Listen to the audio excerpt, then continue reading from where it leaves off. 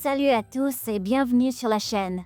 Aujourd'hui, on va plonger dans l'un des plus grands mystères de Hazbin Hotel, la disparition de Lilith, la reine de l'enfer, la mère de Charlie et l'une des figures les plus insaisissables de la série. Après la première saison, tout le monde se posait la même question. Pourquoi a-t-elle quitté l'enfer? Et surtout, que fait-elle au paradis? Dans la saison 2, on commence enfin à entrevoir la vérité, et ce qu'on découvre change tout l'équilibre entre le ciel et l'enfer. Reste bien jusqu'à la fin, car certaines révélations pourraient redéfinir toute la série. On commence par la situation de Lilith. On sait maintenant qu'elle vit au paradis depuis presque 10 ans. Elle est partie sans prévenir, laissant Charlie et Lucifer derrière elle, et n'a jamais cherché à reprendre sa place sur le trône. Dans le final de la première saison, on découvre qu'elle y réside paisiblement, mais surtout qu'elle avait conclu un accord secret avec Adam, l'ancien commandant des exorcistes. À sa mort, c'est Luth, sa lieutenante, qui hérite de ce contrat mystérieux. Dès son retour au paradis, Luth ne perd pas de temps. À l'eau d'Adam en main, elle traque Lilith sur une plage lumineuse et lui ordonne de s'en prendre à sa propre fille, Charlie, et à son hôtel de rédemption. C'est une scène forte, où l'on comprend que Lilith est toujours liée à une forme d'obéissance. Mais rapidement, les choses se compliquent. Sarah, l'une des archanges les plus puissantes, refuse de reconnaître l'autorité de Luth et nomme à la place Abel, le fils d'Adam, comme nouveau commandant. Problème, Abel est tout l'opposé de son père. Il déteste la guerre, il ne veut pas d'un conflit contre l'enfer, et il désapprouve totalement le comportement de Luth.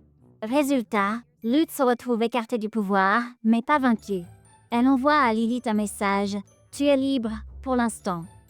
Une phrase simple, mais lourde de sens, car elle sous-entend que le contrat qui lie Lilith au paradis n'est pas terminé. Luth compte bien s'en servir plus tard, et tout indique que Lilith reste piégée dans cet accord. Mais pourquoi Lilith aurait-elle signé un pacte avec Adam?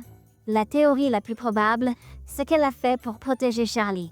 On sait qu'elle aimait profondément sa fille, qu'elle l'a inspirée dans sa mission de rédemption et qu'elle partageait son idéalisme.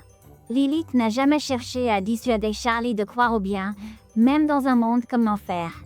Si elle est partie, c'est peut-être pour la sauver. D'ailleurs, un détail intéressant, Lilith n'a jamais bloqué Charlie et son numéro de téléphone reste actif. On comprend donc qu'elle reçoit ses messages, mais ne peut pas répondre. Peut-être que ses communications sont surveillées par le paradis et qu'elle garde le silence pour éviter de mettre Charlie en danger. C'est une idée qui ajoute une dimension tragique à son personnage, une mère prête à s'effacer pour protéger son enfant. Et si tout cela n'était qu'une question de chantage? On sait que dans Hazbin Hotel, les pactes et contrats sont monnaie courante, surtout chez les démons. Un pacte donne à celui qui le détient un contrôle total sur l'âme ou les actions de l'autre. Et si les anges fonctionnaient selon le même principe? Si Luth avait hérité du pacte d'Adam, elle détiendrait techniquement le droit d'exiger de Lilith n'importe quoi, même contre sa volonté. Le plus effrayant, c'est que cela pourrait aussi donner à Luth un moyen de pression sur Sarah.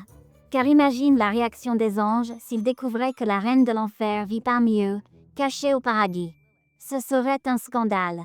Luth pourrait s'en servir pour menacer Sarah, pour semer le chaos et reprendre le pouvoir. Mais il y a une autre possibilité, que le pacte ait tout simplement pris fin à la mort d'Adam. Si c'est le cas, Lilith serait enfin libre. Et d'ailleurs, c'est exactement ce que semble indiquer la saison 2. Quand on la retrouve, elle vit tranquillement au paradis, loin des conflits, au bord de la mer, prenant le thé, respirant la paix. Elle ignore complètement les ordres de Luth. Elle ne bouge pas, ne s'implique pas, et semble avoir retrouvé une forme de sérénité.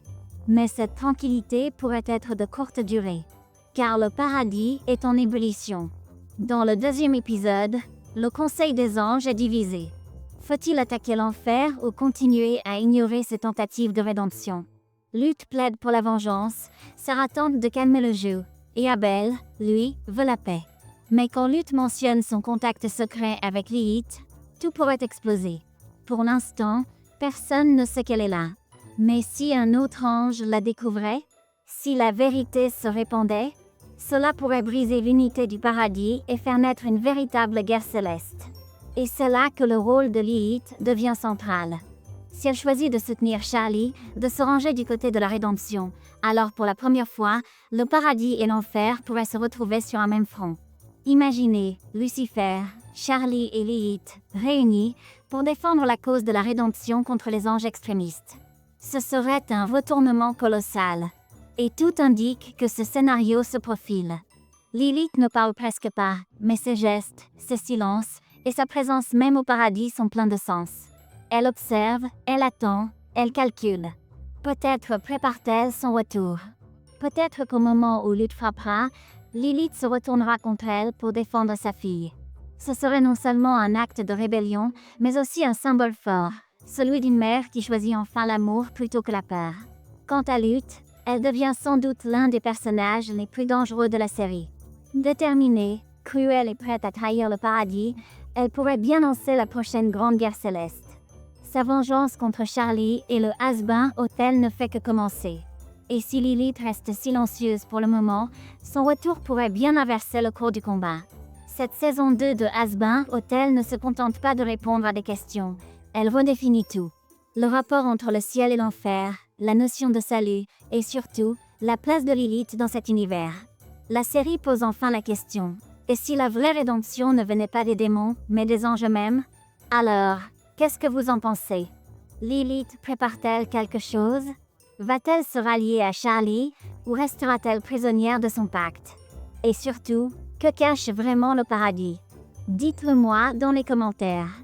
Et si tu veux suivre toute l'analyse de la saison 2 au fur et à mesure des épisodes, abonne-toi à la chaîne et active la cloche, parce qu'on n'a pas fini de décortiquer les secrets de l'hôtel Has-Been.